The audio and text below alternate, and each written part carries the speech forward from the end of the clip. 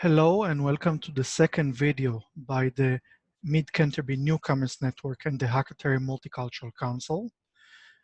Since normally we have been doing potlucks and meetings meant for people who are both new to New Zealand or new to the district, or just people in the community that want to learn about stuff around them, and we can do the physical meetings, we have switched to online meetings, which will be recorded and can be watched through our YouTube channel or on Facebook. And this second meeting is with Lesley Ottey from EcoEducate here in Ashburton. The first session, which I recommend, talks about recycling. And this one would talk about compost, worm farming, water reuse. It's a really good session and I really recommend watching it. And look for other stuff if you want us to do a session about fire safety, especially now when we go into winter, about conserving energy during winter time, all sorts of energy saving tips, and also things that are for people in the general community who are not new to the region, like cultural awareness workshop, learn about a different culture, how to interact with it. So let me know through our Facebook page, the Mid-Canterbury Newcomers Network, about the topics you would like to hear and also what time of day would be the best session for you. So without further ado, here is the session. Yeah. Cool, who's going to go? Am I going to go? Right. Well, would you like to again introduce yourself? Yeah. It's probably easiest. So once again, thank you for having me. So I am funded by the Ashburton District Council as the waste educator to help reduce waste to landfill. I'm also funded in the Waimakariri, so I'm speaking to you from Rangiora. Hello. And I do a little bit of work in Selwyn as well.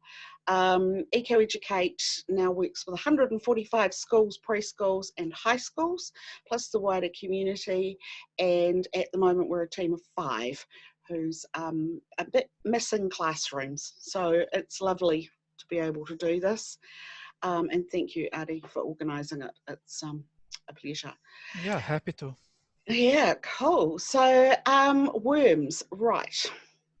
Now, 15 years ago, if you told me I'd been handling handfuls of worms quite happily, I would have just looked at you with sheer horror.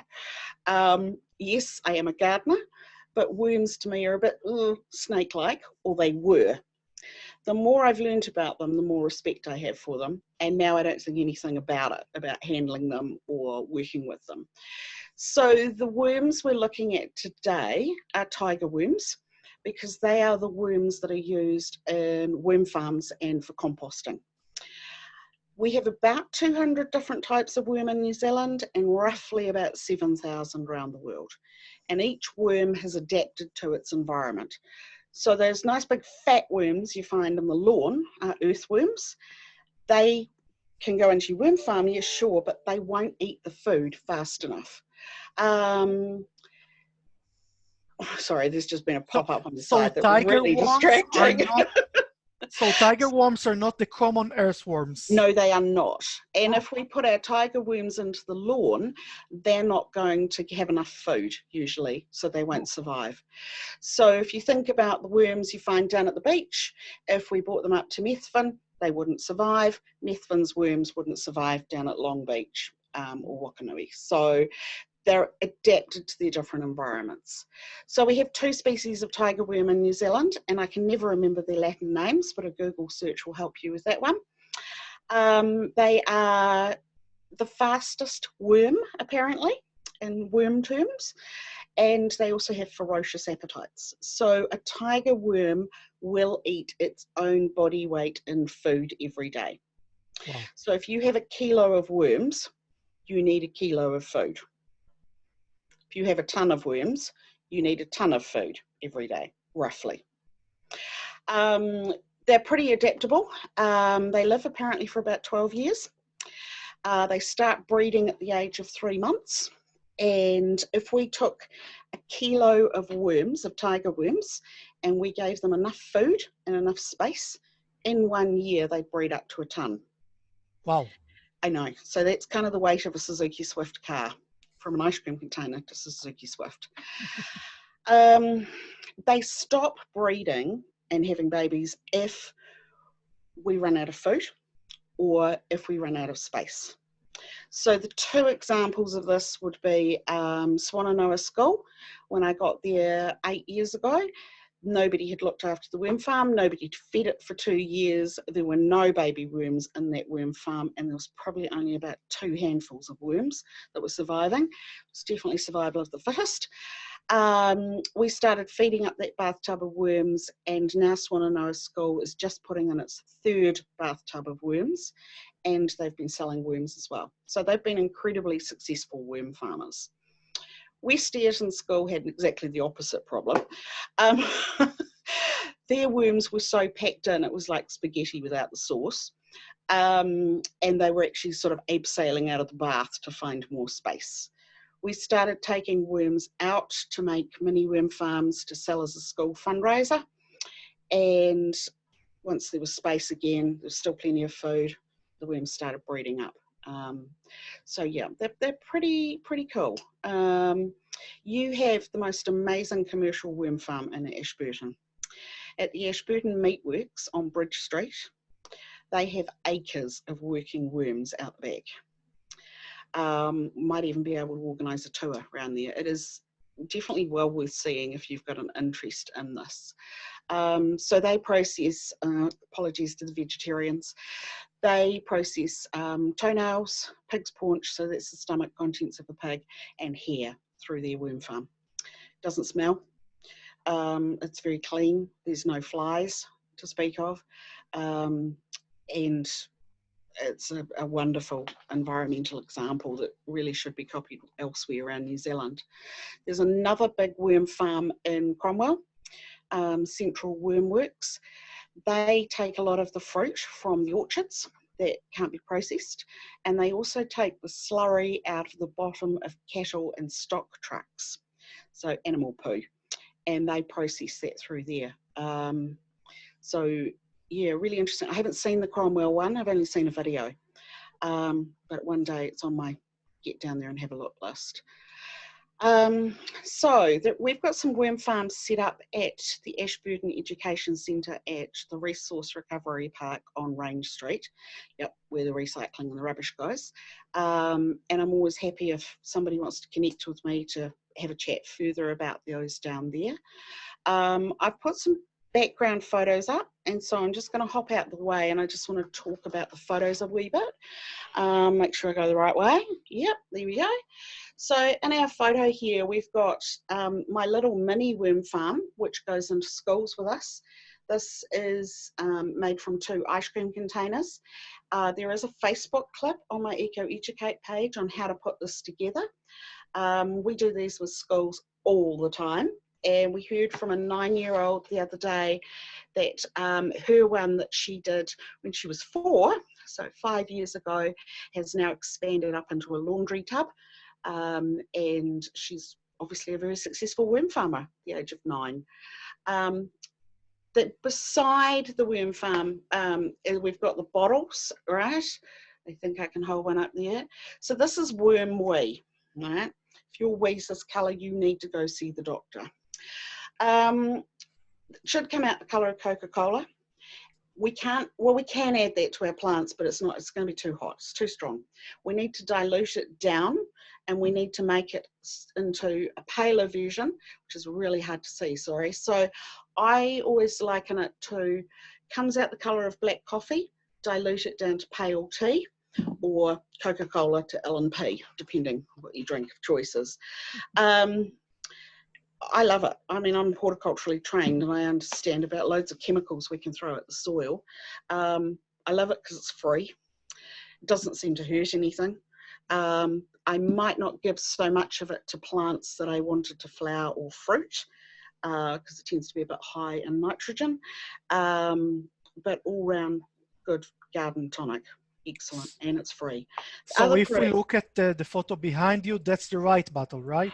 yeah, The left so one is the concentrated one, the right it's the one, concentrated one there. yeah, okay. The darker the better, And really. the right one is the one diluted. Yeah, so you're Okay. diluting it down to the color Yeah, of okay. pale tea. Oh, now we can see it, LMP. yeah. Yeah, is that better? Sorry, Yeah. this is me learning with technology and angles and things. I need to practice more. The other thing we get from worms is poo or vermicast, and that is just amazing stuff. So I would love truckloads of that. So Ashburton Meatworks sell it. You lucky guys down there. They also sell tiger worms, but you need to phone up before you turn up so they can round you up the tiger worms and have them ready. So yeah, vermicast is awesome. I also use vermicast as potting mix on occasions, and I mix it with a bit of river sand just to give better drainage. It's fabulous, and again, you don't have to pay for it. So let's have a few words about how to look after your tiger worms, and I've actually made myself a list this time so I don't forget. They have quite a varied diet, but there's a few things that they will not eat. Okay, now having told you about the meatworks, I'm going to say to you, do not add meat to your family home worm farm. And the reason for that is, yes, they'll eat it, but it may be too hard to manage in a home or a school or a preschool situation. The meatworks has a full-time worker looking after it. So if you're adding meat into your worm farm, potentially you've got an increased risk of flies, rats and mice, and nobody wants those. So it's easier for me to say no meat in that situation, unless you're going to get really into this big time. Avoid bread, again, because bread can bring in rats and mice, and the yeast in the bread can often upset the worm farm. Cooked food. So potato peelings are fine because they're raw, but as soon as you've got mashed potato, you're going to start to have a bit of a problem, and smell will be one of the usual ones. So I avoid cooked food in my worm farm, and I avoid dairy. Honestly, at the cost of it, we shouldn't be wasting it on worms anyway. So worms do not need chocolate, they do not need cheese, they do not need yogurt or milk.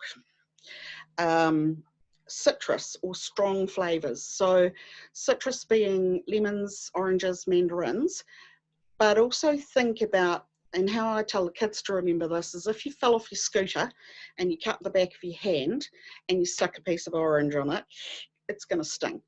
So that's not okay for worms. So if you put a piece of onion on it, pull a face, Edie, go on. It's going to sting. So it's not for worms. A little bit of citrus and a little bit of onion and a little bit of feijoa in a worm farm, okay.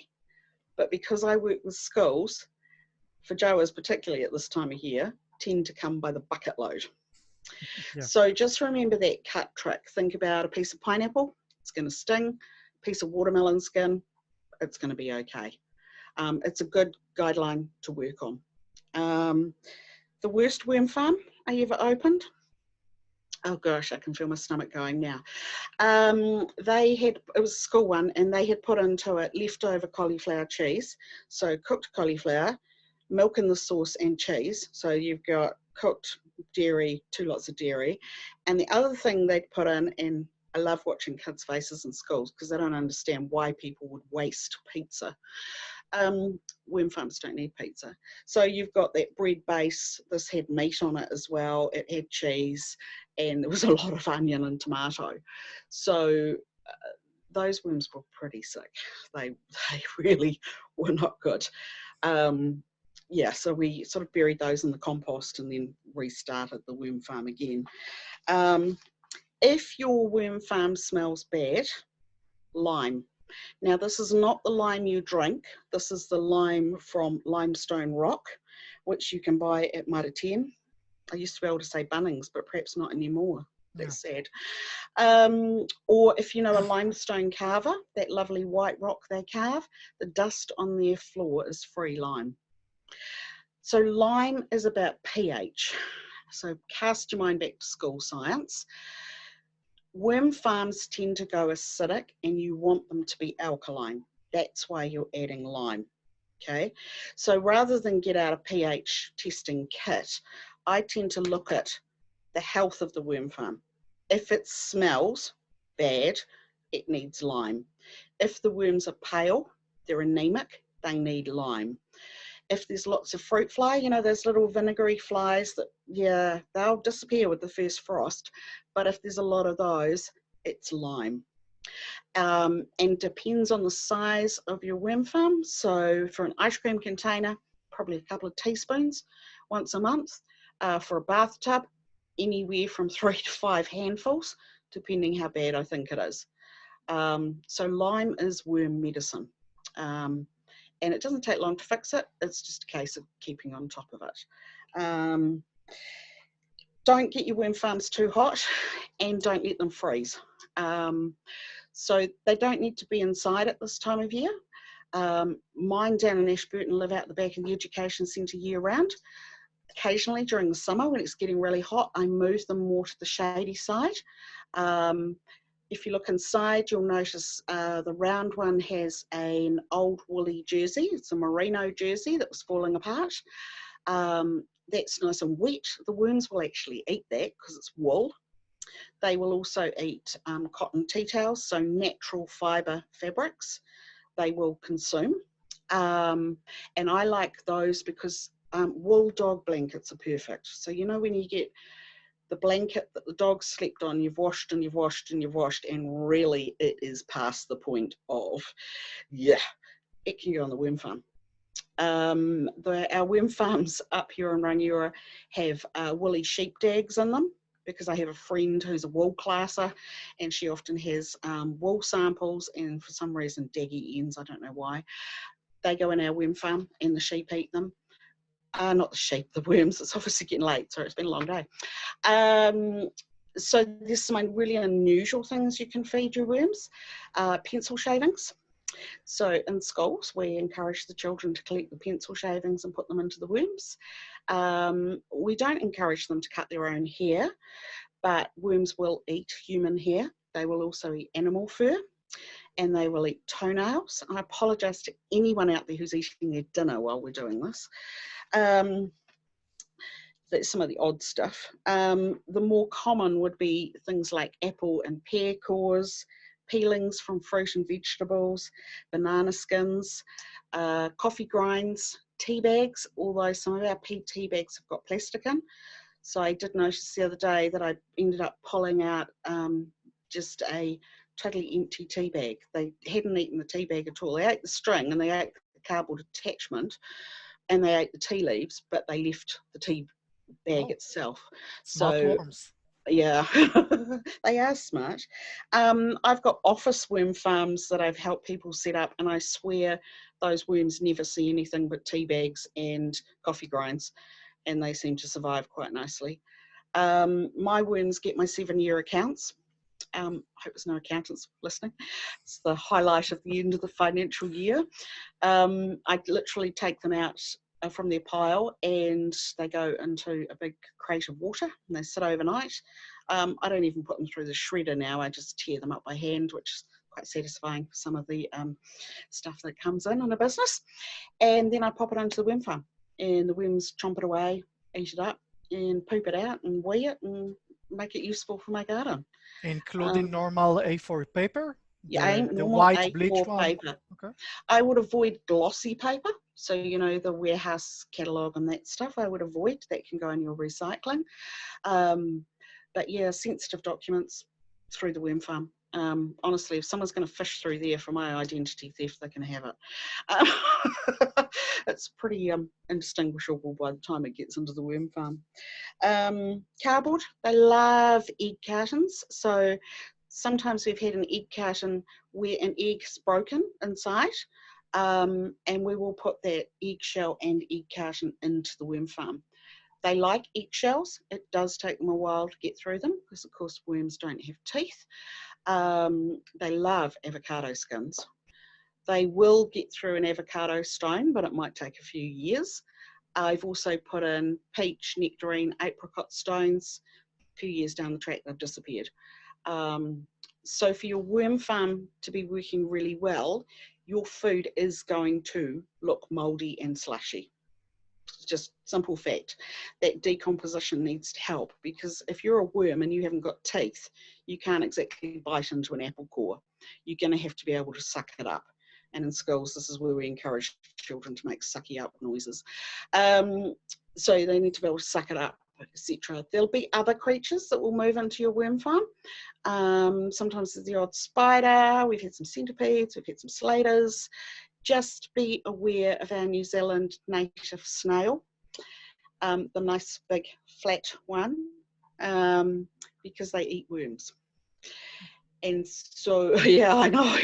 So I had a preschool in Wellington contact me, and they'd had a New Zealand native snail turn up in their worm farm. They have no idea how. It was having a bit of a party. The children and the teachers did some research and realised because it's a native, it's a taonga, when it's a treasure, can't kill it. So they packed it up in a nice box they'd made, and they went on a little journey up to the native reserve, and they released it up there, which is kind of cool. But yeah, just watch out for those. Ordinary slugs and snails don't tend to be a problem, but if you do come across them, pick them out. I like to drop mine in the goldfish pond, feeding those fish. Leaves at this time of year, I would avoid gum leaves, and walnuts is another one, because there's something in walnut leaves. If you look under a walnut, there's not much grows. And so some of the resin or whatever it is in walnut leaves, not sure, but I'd avoid those two. But apple leaves, all sorts of things are falling at the moment. They can go in the worm farm. Grass clippings, as long as they haven't been sprayed, and don't put in loads. Because when you put in loads of grass clippings in a big clump, they get hot. They get really hot. So scatter them around in your worm farm. Keep your worm farm damp. I like to have newspaper in my worm farm, and if the newspaper dries out, I need to add more water. And a good fitting lid, especially in our Canterbury nor'westers. So just before lockdown, part of my packing up the business, ready to go into hibernation for however many weeks, was actually getting around the worm farms, packing them with wet, soggy newspaper, giving them a good dose of lime each, and I've got 6 that I needed to track down and sort out. Soaking that newspaper really good, making sure the lid was on, like I put extra bricks on some of the lids because they would take off in the wind. And I was able to go and look at them for the first time yesterday. Happy worms, and obviously happy worms because there's babies in there. And they've been busy chewing through the newspaper. The rest of the stuff, all I had to do yesterday was just add a little bit more water because they were starting to get on the dry side. What about oxygen? Don't Oxygen, they need to breathe? Oh yeah, they definitely need to breathe. So my lids either have holes in them, or there'll be holes in the side of the bathtub. If you look at our ice cream container, it's got holes in the lid so that they can breathe. It's also got holes in the bottom because drainage is really important. Worms can't swim. They don't wear Speedos, swimming togs, they drown. That's why they come to the surface when your lawn gets really wet, because their tunnels are flooded. So it's really important that there's drainage. So one of the bathtubs yesterday, the plug hole was blocked because the water wasn't coming out the bottom. So literally, yes, I was up to my elbow in worm farm. I'm glad nobody had a camera. Fishing around and blocking the plug hole, joyous bits of my job, so that it could drain properly. So yeah, drainage is important, air supply is important, keeping the birds out is also important. We've had that problem in schools, and leaving them alone to do their thing. They've been doing it for a long time. Yeah, so I guess questions, people. You have a chat bar down the bottom. Anyone? No, You you probably can have unmute worm and ask it, experts. yeah. Are there any questions in the chat? I haven't seen anything come through. At the moment, no, but if that's okay, I have a couple of questions. Yeah, please do. Someone who have been hearing about worms but doesn't really understand. You have been going on how to do worm farms, but I'm wondering about the basics. First, there is a compost heap and there is a worm farm. When Two different things. There are two different, so when do you use each one of them? So, because I'm an avid gardener, I run both. And I run compost for things like lots of grass clippings, lots of leaves, because honestly around here we'd never fit them all, and we don't have a big section. We wouldn't fit them all in a worm farm.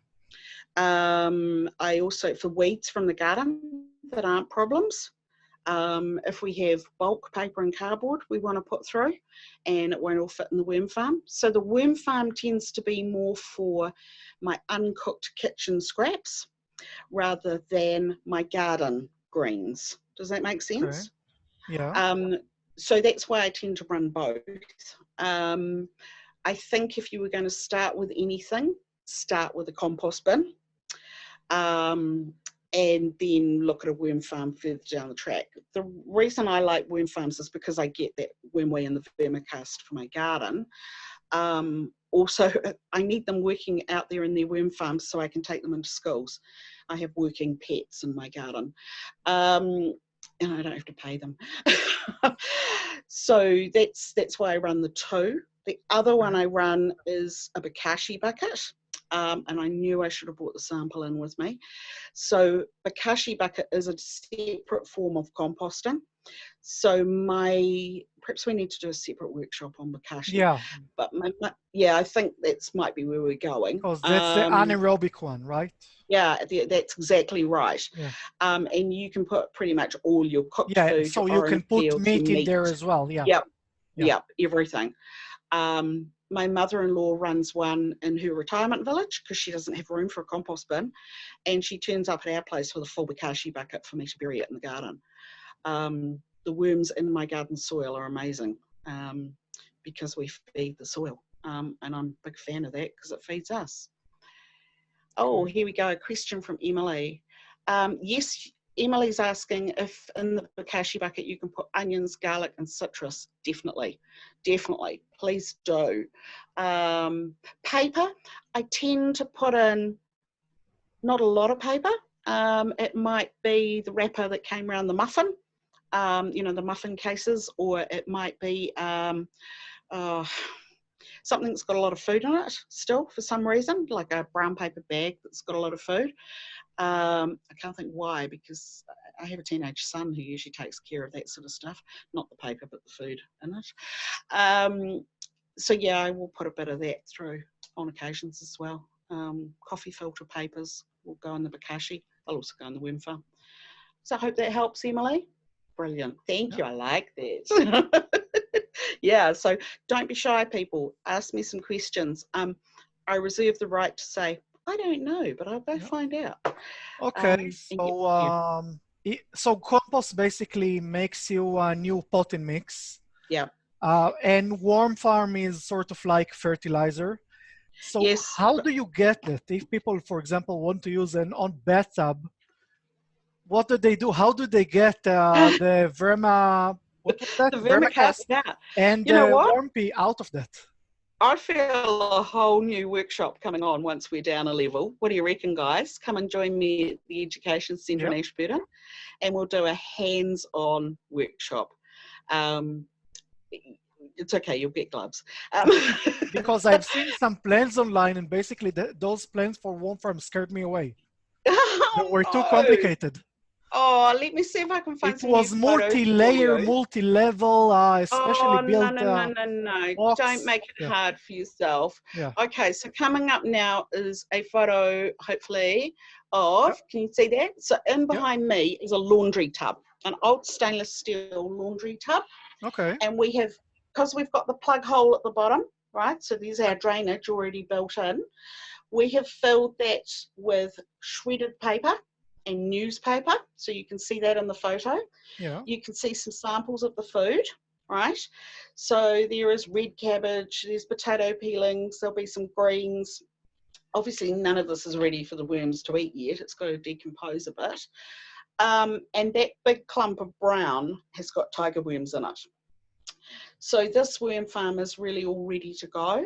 The only thing I might add to that might be a wool jersey or a big sheet of wet cardboard on top to help keep it moist and dark, and then a lid of some description. That could be a piece of corflutes or a real estate signage. It could be a piece of timber. I quite like using broken wheelie bin lids because I've got access to those through the rubbish industry, and they fit nicely, and then a great big brick on top to keep it there.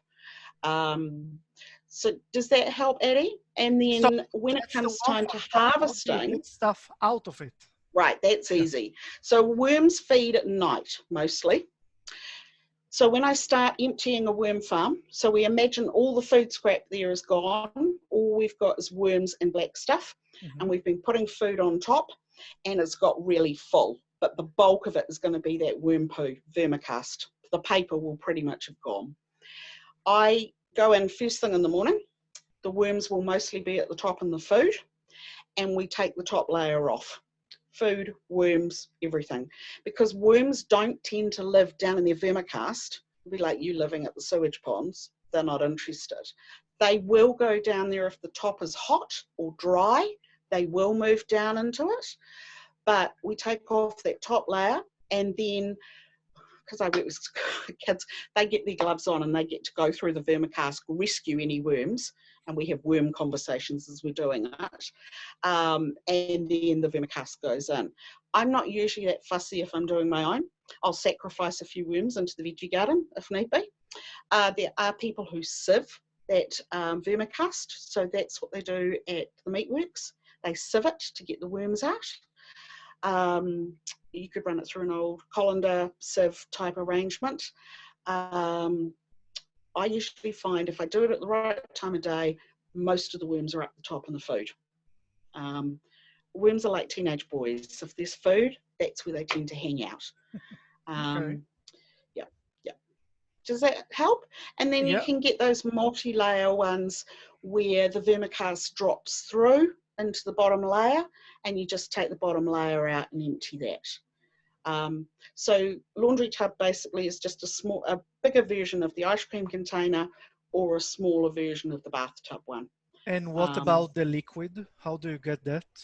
So the liquid, I always make sure the container is raised up. So in this case, the laundry tub is on a couple of great big blocks, and under the plug hole is a container to catch the liquid.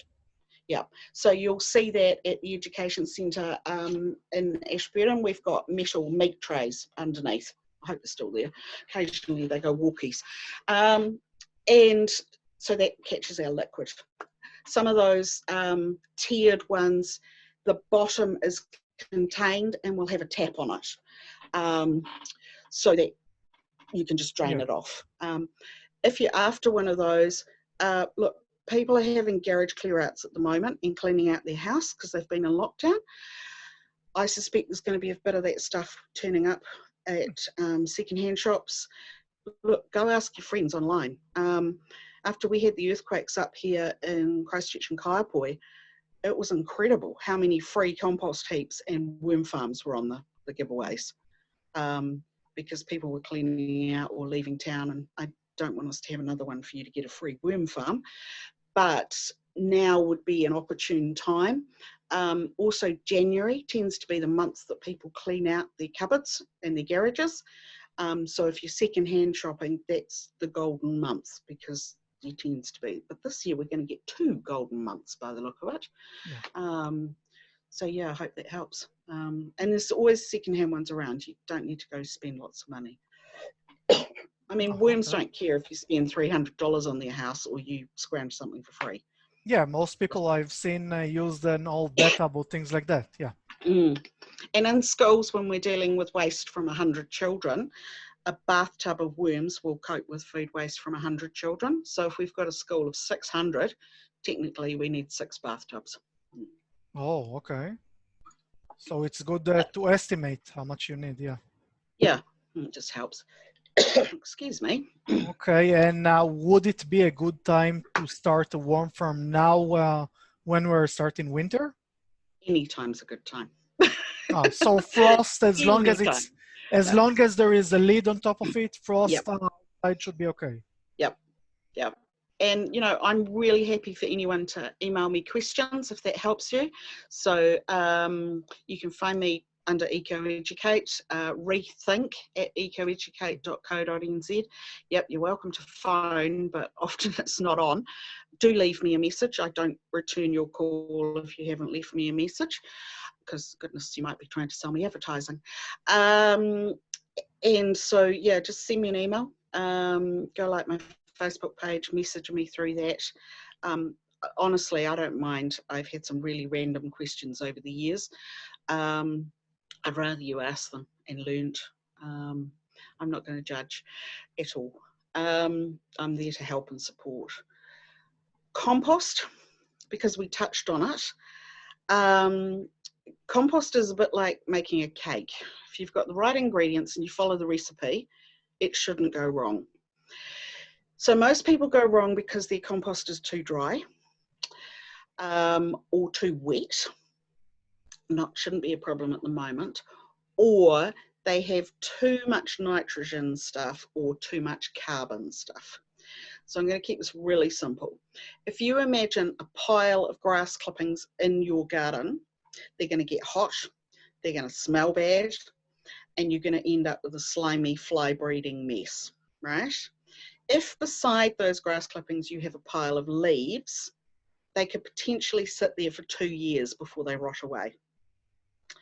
If you combine the two, so your grass clippings are your high in nitrogen, so are food scraps and seaweed and animal manures, and your leaves are your brown, your high in carbon, you're going to make good compost. So when husband mows lawns, I will run around and make sure that once he's put the layer of grass clippings in the compost heap, I'm throwing in some newspaper or some cardboard or some pine needles, or at this time of year, leaves, pea straw, quite like pea straw. I avoid hay because it has lots of seeds in it.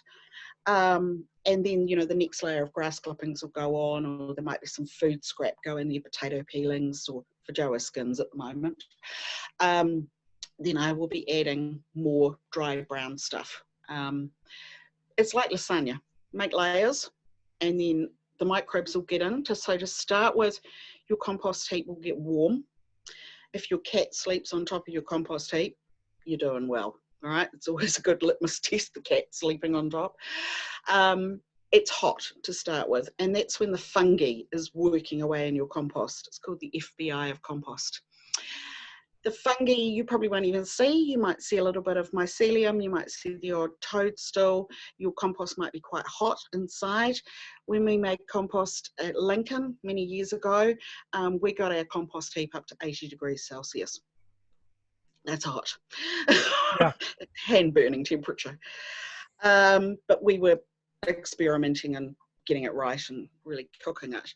Then the temperature will start to drop a little bit. And that's when the bacteria move in. And you don't often even see the bacteria. They're working away, decomposing.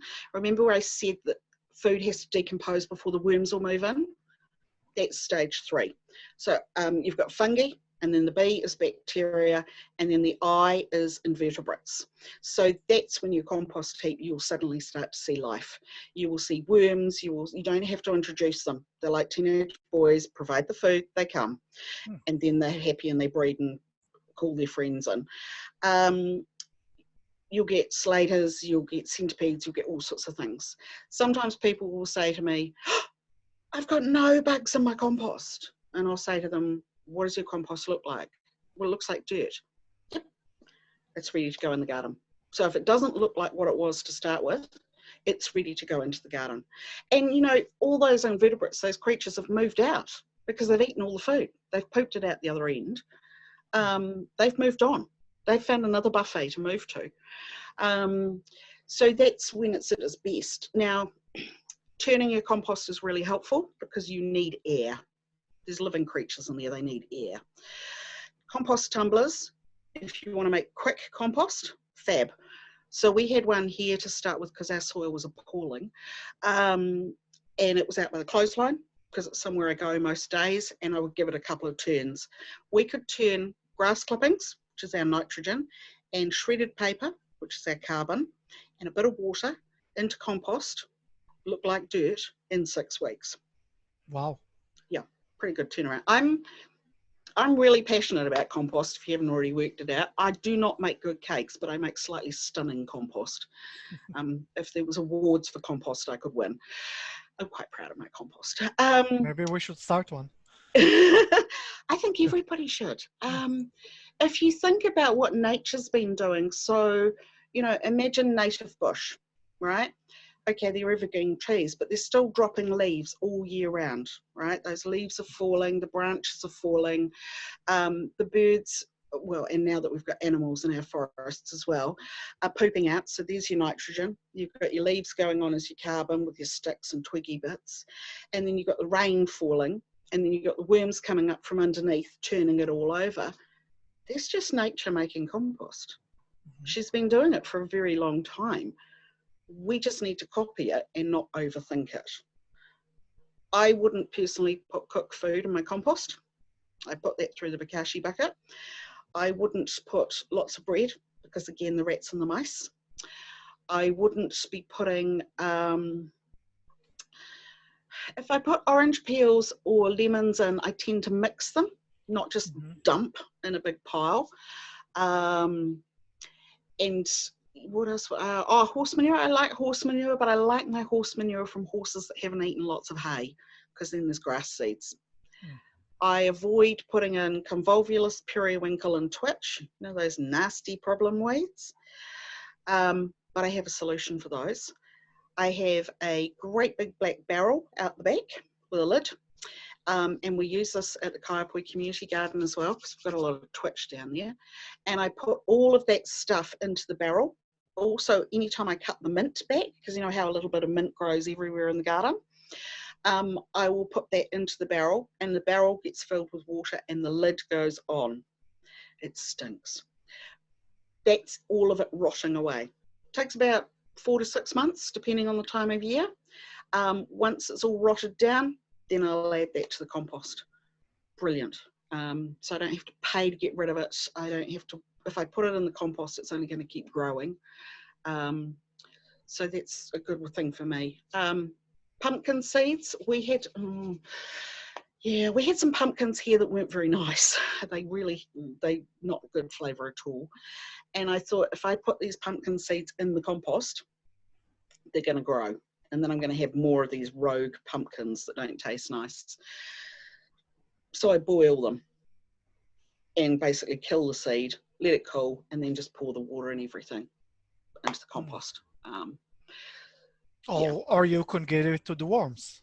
Or I could give it to the worms. Yeah, occasionally we get pumpkin seedlings growing in the worm farm. Yeah, so that's a solution around it. Easy. Questions about compost? It's kind of easy. You don't need anything flash. 4 wooden pallets wired together, perfect to make a compost heap. A wood chip would go there. I know I had a big wood chip, and it was steamy, and it had mushroom. Yep. So wood probably chip composted to some degree already. Yeah. Just make sure it's not treated, because there's some pretty nasty wood. It was chip from natural wood. Yeah. Perfect. Yep. There's your carbon. So if you're putting that in, what would your next layer be? What would you put in next if you just put a pile of wood chip in? So grass clippings. You passed. Well done. Okay, and I need to need to keep watering it as well, right? Yeah. So I don't deliberately go out and add water to the compost heap. Even with the dry weather we've been having? Yeah, I tend to do things like, if I'm peeling potatoes at the sink, I'll peel them in a bowl with water, and then I'll put that water and potato peeling straight into the compost. If we've hard-boiled eggs and we're peeling the eggs in the water, I'll put the whole pot load of water and eggshells out into the compost. If I come across a bucket that's been upright in the garden and has collected some rainwater, I'll just pour that in the compost as I'm walking past. Occasionally I'll splash it with the hose, but I'd rather be reusing the water that we're not using for drinking. And so big fan of collecting rainwater in barrels. So that's the next topic. Yeah. It was segueing really nicely. Yeah. So just thinking about, is there other water you could be using? Don't use your toilet water, thank you very much. That does need to go to your septic tank or your wastewater treatment plant. But I know there's people who, when we've had water shortages, when you start the shower, before it starts running hot, put a bucket and catch that water. Because that can be useful. Okay, you're not going to drink with it, you're not going to cook with it, but you could put it in your plants or your pot plants or your tubs around the place. So just rethinking some of that water that we're sending off down the drain that we might be able to divert safely into our compost or our garden. Yeah. Okay, cool. I know some people use laundry water if they use yeah, just make sure you've read and researched the ingredients of your laundry powders and your dishwashers eco powders and your shampoos. usually. Yeah, so just be wary that sometimes they'll use the word eco and it's not necessarily so. So I do advocate a little bit of research. So you've got the lovely Simply Eco shop in Ashburton. She won't be selling you anything that's nasty. So please support someone local. So yeah, have a look. That's Simply Eco at Victoria Street. In the Triangle Centre of Shops by the Toy Library, sort of behind the clock tower. I don't know what street it's on, Eddie, but it's Victoria Street. Yeah, there we go. Thank you. And they're lovely. And they're definitely trying to do the right thing, and they won't put you wrong with info just to get a sale. I have a great deal of faith in that little shop. So yeah, and there are places. I think we should be trapping our grey water more, our dishwasher water, our shampoo water, shower water, etc. It'll be interesting to see if Auckland makes some changes after this period of no rain and water shortages coming in. But they don't even seem to be very good at catching it up there, and yet they have frequent rainstorms. So yeah, it'll be interesting to see. I'd like people to do it voluntary rather than be forced by council, because yeah, understand it's precious. It was the most precious thing in the earthquakes. People, the pipes broke. We didn't have water, you know, and that's all it could take. So just rethinking it, how we do it, what we're doing. So what do you want about to see rainwater? Rainwater? Rainwater, not rain. Rainwater's lovely. Yeah. Yeah. So we've got a couple of barrels attached to the education centre to set up for catching rainwater that you can have a look at. Just be aware of what was in your barrel beforehand, because I've heard some horror stories over the years. So I think our black one came into New Zealand full of olives. So that's a lot of olives, because it's a big barrel. And the other one, I think it was cooking oil. I've got it written down, but it's down in Ashburton, off the top of my head. So yeah, just check it hasn't had Roundup or chemicals that can potentially be hanging around and be a bit nasty. What about well, things like mosquito, things like that will breed in the water? Aren't you worried about that? Because our tanks are sealed, we okay. don't seem to have mosquitoes in them. So they need to be sealed. Okay. The other thing is that mosquitoes are breeding through the summer, and usually we're emptying the tanks during the summer to use in the garden. So the water turnaround is usually quite quick in the summer. Okay. We don't seem to have an issue, but it's a very good point. If you've got an open-topped barrel, well, from a safety point of view to start with, you probably don't want the cat falling in it. I've heard some horror stories about things falling inside. So have I. So covers is a really good idea. Yeah, definitely. I do know, I have a friend who has goldfish living in her horse trough tanks deliberately to eat the mosquito larvae. Yeah, I don't think the fish have been eaten by the horse, but So yes, so she's doing that way. Yeah. Okay. Cool. So a little bit about water. Should we change the photo? Let's see what we've got. Let's say goodbye to the wormies and see what we can find you. Okay, so here's some of my tips and tricks. These are easy. Right.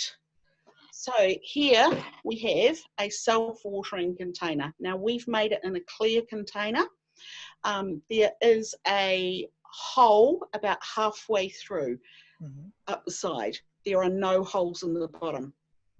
The bottom of the container is lined with, in this case, a tea towel, but if I was using a bigger container, I'd use an old bath towel or a sheet. Inside the towel is shingle, and then we fold the towel over the top, and then we add the potting mix from the hole that is in the side up. Basically what happens is the tea towel or the fabric wicks the water up through the soil. So we water into the top, it fills up the bottom container, the bottom bit, any surplus comes out the side hole. I want to do this with the big 40-gallon drums I've got down at the education centre. It was planned for this month, but that's okay, it can wait, where our apple trees are, so that we don't have to water as much, and then the water will wick through. Really simple. So yeah, I like that idea because it's easy, and yeah, it's just simple. I don't do hard. I'm not interested in doing hard. There's enough of that out there. Let's have a wee look at what else we've got. So, this is in my greenhouse. So in my greenhouse, I have terracotta pots buried into the soil. So you can just see the edge of the terracotta pot there. I bung up the hole in the bottom, usually with a milk bottle lid, which I glue in. Don't ask me about the glue. I just went to Mitre 10 and said I need something that sticks terracotta. And they're buried down. So the beauty of a terracotta pot is when you fill it with water, it seeps water out the side. So the little plants growing in front are lettuces, and I fill this container with water. If this was in the summer, I'd be filling it once a week. I tend to put a piece of timber on top. Currently I've got some cuttings because I'm running out of room in my greenhouse again. And I can go away for a week and leave the plants just as that. So you wet the soil around the outside. As the soil around the outside of the pot dries out, it draws water from the terracotta pot. So it's a water reservoir. You don't have to have attractive, pretty pots to be able to do it. In fact, it's a blinking good way of using up the cracked ones and the ugly ones, as long as they haven't been sealed. If they've been sealed, they will not seep water out. So that's a really easy trick, and a modification of that is something from South America called an ula, or an ola, not sure on my pronunciation there. They have beautiful ones in South America that are nice big round bowls with long necks on them, and the neck comes out of the soil and the bowl is buried under the soil. This is my vision. So this is 2 terracotta pots stuck together. And you can see there that there's a hole obviously in the top pot, the drainage hole. The bottom one I've bunged up again with a milk bottle lid, and you bury it pretty much to the top of that top pot. Does that make sense? So you've buried this whole water reservoir into the soil. You've got the hole in the top, which you are putting your water through, easy, filling it up, and then the roots will draw the water out from into the soil. So again, really simple. It means that the water is going into the root zone exactly where it needs to be. There's going to be less evaporation. And if you're on limited water, it's an easy way to do it.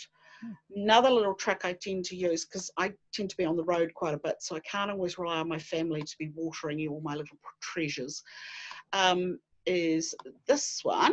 And I quite like this one because, so this one is just a plastic container. It has a very small hole in the side, about 1 centimetre up from the bottom. And that means that if the dust and dirt blows in, it doesn't block the hole. These sit beside my plants. I'll get out of the way. And I will often tie them to the edge of the stake or the plant so they don't blow in the wind. And I fill them once a week. So on a Sunday night in the summer, and sometimes in the winter, my lemons don't get any water because they live right under the eaves of the house. There is no rainwater gets there at all. And if you don't water your lemons, you're not going to get lemons. So my little trick on a Sunday night is to stand there with the hose, and each lemon tree, I've got various other citrus as well, gets their container filled up, and they get this nice slow watering down into their root zone. And it's my kind of little ritual on a Sunday night. It usually involves a glass of wine in the other hand, because I quite like hand watering and standing in my garden and doing it. I did pull out this. These are great if you can get hold of these. So it's a plastic water bottle, and it's massive. It really is huge. These, same principle, put a hole about there. These are quite cool because they have a handle, so they're easy to tie to the plant so it doesn't blow away. When we're establishing fruit trees in schools, new fruit tree orchards, we will give each tree its own water container for the first summer, because children with hoses tend to do a splash and a dash, just wet the top, which means the roots come up to the top, then everyone goes on holiday and the tree dies. So we will, if we haven't got rain forecast or we haven't had rain, we will make the children go out and fill this bottle up once a week, and so those trees get that good deep root soaking. Only need to do it for the first summer, and then you can move the bottle onto your next new planting. How big is the hole? The hole is probably the smallest drill bit I can find, and I start small because it's always easier to make the hole bigger. I've also been known to use a nail compass, you know, that old-fashioned turning thing for making circles. I've used that. Sometimes I've used a small knife, depending what I've got. But the trick is make the hole small, because you can always make it bigger. Do you need another one? Won't the air pressure prevent the water from? Only if you leave the lid on. So if you have the lid off, the water's just going to flow out because the air's coming in the top. But you've made a really good point. If you want to slow the water down, you put the lid on and it vacuums, and then it will just quietly drip away if you want to make it a slower one again. Great thing to do with kids. They love the fact that you can put the lid on and you stop the water coming out of the container. It's like, how does that happen? Yeah. You've got children, you can Definitely. understand the curiosity about that. So that's really simple, easy tricks. Mulch is always good on soil, so people put bark down. That's about creating a blanket on top of the soil to trap the moisture in. If you go down to the riverbed and the riverbed's dry, pick up a rock and you'll find it's damp underneath. That's because the evaporation, the air, the wind hasn't been able to suck the moisture out. So when you put down old carpet or bark, you're doing the same thing. You're also slowing the weeds down. So I'm part of the Kaiapoi Food Forest, and we have bark mulched like crazy. I mean, we're talking a good 40-45 centimetre depth of bark mulch.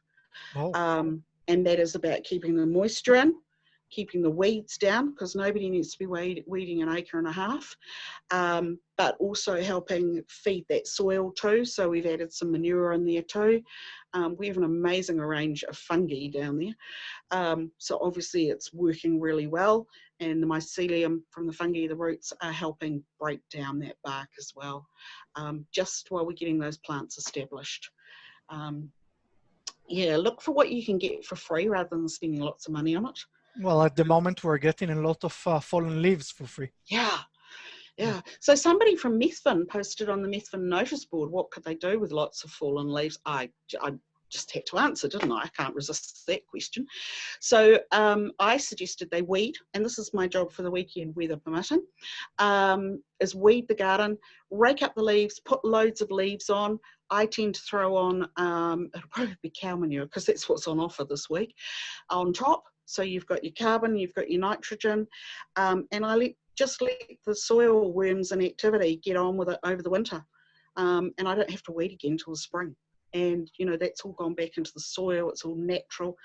I'm actually so nutty about leaf collection that I am known to go out to the drain across the road and rake that, because I don't want it going up the sucky machine. To me, it's a resource and it's free. You do get interesting comments from people. Oh, isn't it good you're cleaning the drain? It's like, no, this is for my garden. And I've even at some points had my husband so well trained, he's been down at the local park collecting leaves. So yeah, it's not seeing it as a problem or rubbish, it's an opportunity. And leaves, cabbage tree leaves, yeah, they take ages to break down, but they do make good mulch. So if you think about under a cabbage tree that's out in the bush, not a lot grows because the leaves, those big strappy leaves, are keeping the weeds down. And if you go fossicking underneath there, you'll find plenty of moisture, yet the rest of the ground around them might be quite dry. So it's just like nature's blanket keeping it in. So mulching, really important, yeah. Yeah, and if I remember correctly, you can't really submit them as a green waste anyway. Cabbage tree leaves or flax. No, it jams up machinery like crazy. Yeah. You are allowed to burn them. So they do make good fire starters, bundled up. Yeah, I've heard it. Careful, it has some cultural beliefs with it, and traditionally Maori would always have returned it to the plant that they harvested it from, which kind of makes sense because you're putting it back around the plant, you're composting and mulching, you're just copying what nature does. It's not okay to burn it. I went and did a bit of research before I stuck my big fat white feet in it. And, you know, karakias and prayers that come with the harvesting of flax too. So a little bit more respect around harakihi, around flax. There doesn't seem to be any around cabbage tree. Yeah. It makes That's fabulous what you string. almost, yeah. Yeah. I use it a lot in the garden for tying back plants. It's great. It's free. Yeah. Yeah. Cool. Any other questions, people? No. Are we still there? Yeah. They've gone quiet. Well, you gave a lot of information to process. I hope so, and I hope I haven't bamboozled people or talked too much. But honestly, send me an email. You know, happy to help. That's what I'm there for. And yeah, and if I don't know, especially if it's an email, it's really easy for me to then go and find out. Yeah. Cool. Righto. Hey, we have gone for an hour. Yeah, definitely. Wow, that's kind of cool. So let us know if there's another topic around reducing waste or water that you are curious or want to know some more about. Yeah, there we are. Yeah, and I'll just remind people who missed the last session that the most important thing that I learned about recycling from last time is that don't put anything flat which is not paper or cardboard inside. I am expecting some announcements from your council this week around some changes. So as I think I know what they might be, but as soon as I have those confirmed, then I will be sharing that on my Eco Educate page. Pretty sure the council will be sharing it on their page as well. And yeah, there's definitely been some changes around recycling nationwide, and there's some more coming. Good. But until we actually have that actual factual, I won't preempt it. But I'm expecting it by Friday. So, yeah. Yeah, and in terms of water reclamation, if you live in a property with a well, basically you just need to make sure that the stormwater goes underground, and then you get it back anyway. Yeah, I think we tend to take our water very much for granted until it's not there. Yeah, I've had that experience recently when the pump gave out. Yeah. And I think people who live on their property with their well are very more attached to where their water comes from.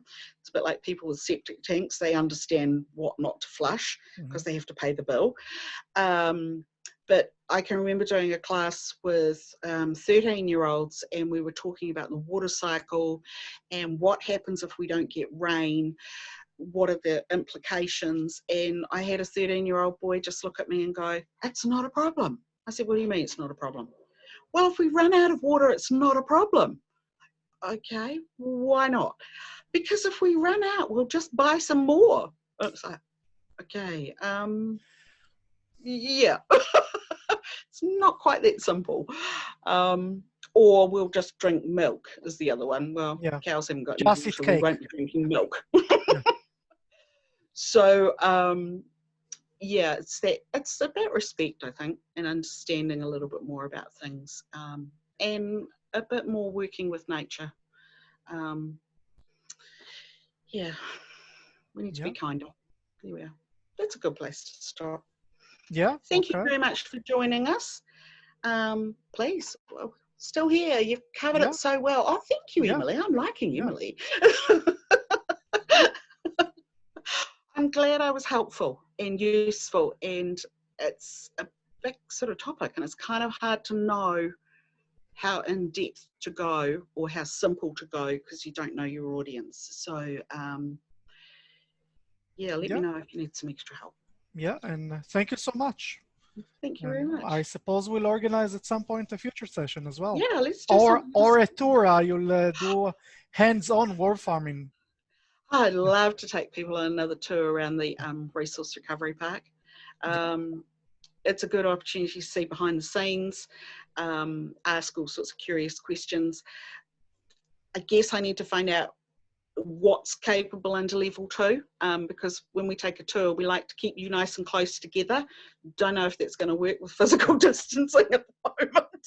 Yeah. And small groups as well. Yeah. Yeah, it would need to be small groups, and my education centre's not huge either. But we can get creative, and if people want to learn, we can find ways of helping them out. Well, we could do tours in small groups of up to 10. Yeah, well, there's also conversations about doing some drone tours over the Resource Recovery Park. I can't imagine I'll be flying with some commentary, which could be another good way of doing that. And we've now got a big screen in the education centre that we could watch it from in there. So even if it rains on a tour, we've now got an inside option. I just have to learn. Yeah. Okay, great. Well, thank wonderful, you so much. Emma. Hey, Emma, if your kids are in Ashburton or Waimak and want some further input, let me know. I'm missing classes of kids. Oh, actually, something I nearly forgot. If you want to get more worms, where do you get them? Oh, okay. So the abattoir. Cool, yeah, Ashburton Abattoir, come and talk to me if need be. Sometimes schools sell them or swap them for something. And if you really want free tiger worms, the best place to find them is at the bottom of a well-rotted horse poo pile. Okay. There's a weekend activity with the kids. Yeah, definitely. Smelly activity. That's where tiger worms like to hang out. Okay. Well, cool. on this note, thank you. Yeah. That's fabulous. Yeah. And hi, Emma from Rangiora. Yeah. We'll talk further. Yeah, okay, thank you, and good night. Yeah, and yes, stay safe, everyone. Bye. 3. Hi, today's about making a worm farm. So we quite like to use ice cream containers when we're working in schools because they're nice and small and they're easy to get, and you have to eat the ice cream first. You might want to fossick in your recycle bin carefully and find out what you've got in there that you might be able to reuse. You might have some buckets or containers. Have a look. Your recycling is currently going to landfill, so it's good to be able to reuse or repurpose it. You need 2 ice cream containers the same size, and you need a lid that fits one of those ice cream containers, right? Your bottom ice cream container is going to collect the worm wee. So I quite like to put little blocks of wood. You might have some sticks or some stones that you could pop in the bottom. Get creative. That just raises the top layer up so that the worm wee is sitting below.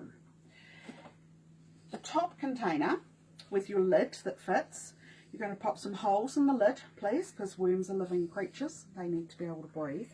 And in your bottom container, you're going to put some holes as well. About 5 in the bottom.